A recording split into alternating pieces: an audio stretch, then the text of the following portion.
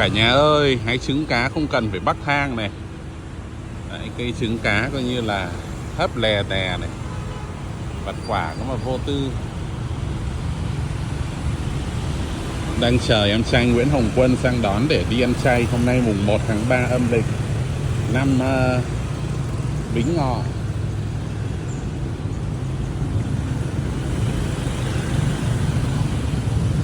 Cả một cái cây trứng cá to như thế này mới chín được có một quả.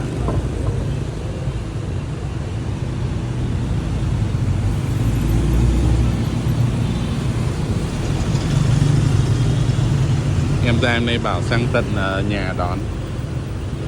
Đón ở đâu?